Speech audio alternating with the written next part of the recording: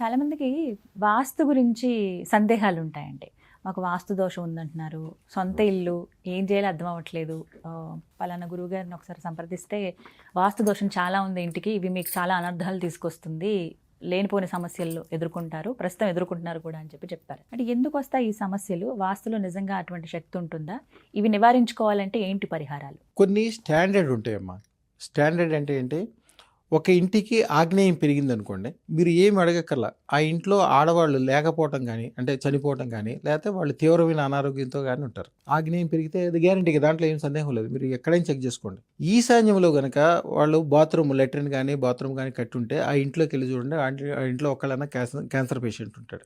ఎవరికైతే నైరుతిలో సింహద్వారం పెట్టుకుంటారో ఆ ఇల్లు రాజును కూడా బికారు చేసేస్తుంది. మీరు వెళ్ళి గమనించుకోవచ్చు. ఆ ఇంట్లో ₹1 ఉండదు. బంగారాలన్నీ తాకట్టు పెట్టేసి ఉంటారు. వాళ్ళు తాగుబోతులు, తిరుగుబోతులు అయి ఉంటారు. కదల్లేని మెదల్లేనట్టు అయిపోతుంది. ఒక మనిషి మీద కనుక ఇదివరకు రోజుల్లో నువ్వు శిలా విగ్రహం అయిపో అని చెప్పి శాపం పెడతారు కదా. శిలా విగ్రహం అంటే వాళ్ళు నిజంగా శిల అవ్వరు. వాళ్ళు కదలలేకుండా మెదలు బతుకంతా భారం అయిపోతుంది వాళ్ళకి. అది శిలా విగ్రహం అంటే. నైరుతిలో కనుక సింహద్వారం ఉన్న వాళ్ళు ఎవరినైనా చూడండి ఉంటుంది, అట్లాగే ఉంటుంది. ఇంట్లో కొంతమంది అందం కోసం డాల్ఫిన్ బొమ్మలు కానీ చేపల బొమ్మలు కానీ హాల్లో పెడతారు. పెద్దగా బ్రహ్మాండంగా పెడతారు, అటు ఇటు పెడతారు. అది ఎవరు పెడతారు? వాళ్ళు చాలా ధనవంతులు చేసుకుంటారు, మామూలు వాళ్ళు కాదు, మంచి ధనవంతులు చేసుకుంటారు. దాంట్లో మీరు వెళ్ళి చూడండి. ఆ ఇంట్లో వాళ్ళందరూ తిరుగుబోతులు, తాగుబోతులు, అప్పులు చేయటము, ఆస్తులన్నీ నెమ్మదిగా అమ్ముకోవటము, తాకట్టు పెట్టుకోవటము, ఏదో చేద్దాం అనుకుంటారు, ఏమీ చేయలేరు. ఎందుకని? డాల్ఫిన్ ఎక్కడ ఉండాలి? చేప ఎక్కడ ఉండాలి? వాటర్ ఉండాలి. హాల్లో వాటర్ ఎక్కడ ఉంటుంది? నీళ్ళలోంచి బయటపడ్డ చేపలాగా ఉంటుంది వాళ్ళు. ఇవన్నీ కూడా ప్రత్యక్షంగా మీరు చూడొచ్చు. అంటే వాస్తు పనిచేస్తా లేదని మీరు అన్నారు కదా, ఆ ఇంటికి వెళ్ళి చూడండి, అవన్నీ ఉంటాయి. ఆ ఇంట్లో ఎన్ని లోపాలు ఉన్నప్పటికీ ఇంటికి కొంతమంది ఇంటి ముందు నెమళ్ళు పెడతారు. ఏ ఇంటికి ముందైనా నెమళ్ళు కానీ, లేకపోతే ఈ సింహద్వారం నెమళ్ళు కానీ, నెమళ్ళ ప్రముఖంగా ఉన్న ఇల్లు ఏదైనా ఇంట్లోకి వెళ్ళి చూడండి, మీరు సందేహం ఉండదు, గ్యారంటీగా ఇంటి వనరు అక్కడ ఉంటాడు. నెమలు ఎగిరిపోయినట్టు ఆయన ఎక్కడో ఉద్యోగం చేసుకుంటానో, ఎక్కడో వ్యాపారం చేసుకుంటానో, ఏదేదో చేసుకుంటానో ఉంటాడు. ఆ ఇంట్లో గ్యారంటీగా ఉండేది అద్దెళ్ళే. వాళ్ళు మాత్రం ఎంజాయ్ చేస్తారు బ్రహ్మాండంగా. ఓనర్ మాత్రం అక్కడ ఉన్నాడు. ఎన్ని స్పష్టంగా కనిపిస్తాయి. ఎన్ని లోపాలు ఉన్నప్పటికీ ఆ ఇంట్లో వాళ్ళు సుఖంగా సంతోషంగా ఉన్నారంటే ఆ ఇంటి ఓనర్ అదృష్టం పెట్టుకున్నాడనే విషయం. అలా కూడా ఉంటుందండి. లోపమే ఉండదు. అదృష్టం ఉన్న చోట లోపం అనేది ఉండదు. ఇంటికి వీధి పోటుంది అనుకోమ్మా, ఇంటికి వీధి పోటు ఉంటే కొంత మంచి, కొంత చెడ్డ, కొంత లాభం, కొంత నష్టం అని చెప్పుకుంటారు. ఎప్పటికీ పోటీ అనేది పోటే కదమ్మా. అది ఇటువైపు దగ్గర కూడా పోటే కదా. నైరుతిలో వీధి పోటు ఉన్న వాళ్ళు ఎవరైనా చూడండి అమ్మా. నైరుతిలో ఇంటికి వీధి పోటు ఉంటే ఆ ఇల్లు శ్మశానానికంటే ఘోరంగా ఉంటుంది.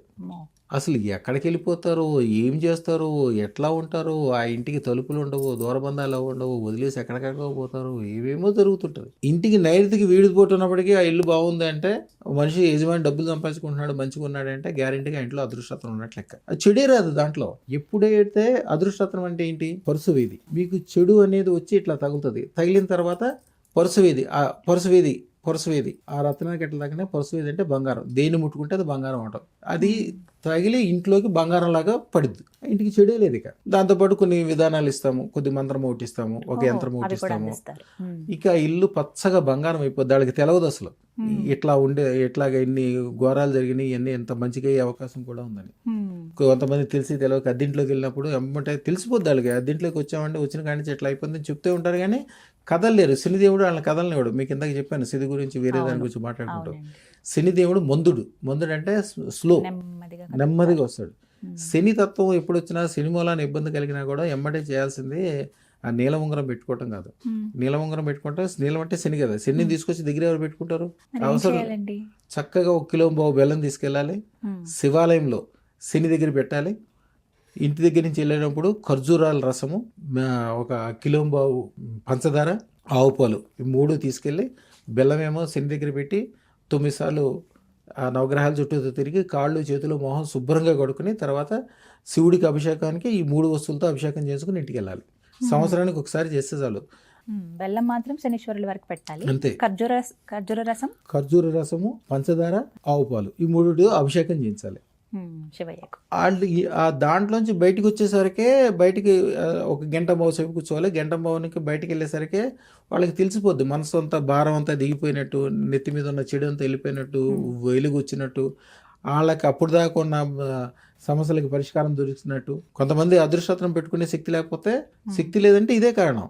అప్పుడు ఎమ్మటే వెళ్ళాలి, ఆ శివాలయంలో కిలోంబో బెల్లం ఇవ్వాలి, శివుడికి అభిషేకం చేసుకోవాలి, స్వామి నాకు అదృష్టరత్నం పెట్టుకునే శక్తి ఇవ్వమని అడగాలి, అంతే. అది 3వ రోజున 4 రోజులు వచ్చి పెట్టుకోగలుగుతాడు. డబ్బులు ఎటు నుంచి వచ్చేస్తాయి. చాలా మంది ఏం చేస్తారంటే నాది అదృష్టరత్నానికి సంబంధించింది అదృష్ట దేవతది నాది ఫోటో కలిపి కాలర్ ఐడీలు పెట్టుకుంటారు. ప్రతిసారి చూసుకుంటాం కదా అండి, ఎప్పటి నుంచో అనుకుంటుంది అవలేదండి, పెట్టుకున్నామంటే ఈ పనులు అయిపోయినాయి, డబ్బులు వచ్చినాయి, అదృష్టరత్నం తీసుకెళ్ళాలంటే. కొంతమంది ఒక ఆయన అయితే సత్యనారాయణ గారని అన్ని రకాలుగా బాగానే ఉంది, కానీ చిన్న పని ఏదో టీ కొట్టు లాంటిది ఏదో. సార్ మేము ఎప్పుడు జీవితంలో ₹1,00,000 చూడలేదు సార్, వస్తుంది తింటాము అమ్ముతాము మళ్ళీ సామాన్లు తెచ్చుకుంటాం మళ్ళీ చేసుకుంటాం సార్, మీకు ఆల్రెడీ పెట్టుకున్నాము, ఇప్పుడు ₹18 లక్షల డబ్బులు వచ్చినాయి, ఎప్పటి నుంచో ఇల్లు అనుకున్నాము, ఇల్లు కూడా వాళ్ళు ఖాళీ చేస్తూ వీళ్ళకి చాలా తక్కువ రేటుకి ఇచ్చి వెళ్ళిపోయారట.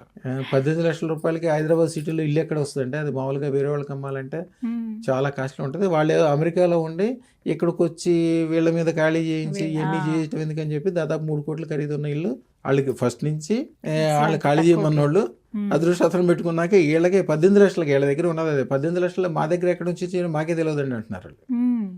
మీ దగ్గర అదృష్టరత్నం పెట్టుకున్న భార్య భర్తలు ఇద్దరు పెట్టుకున్నారు, ఇది 2 లక్షలు అదొకటి, అంటే దాదాపు 20 లక్షలు సంపాదించారు 2 నెలల్లో కాలరెడీ పెట్టాక.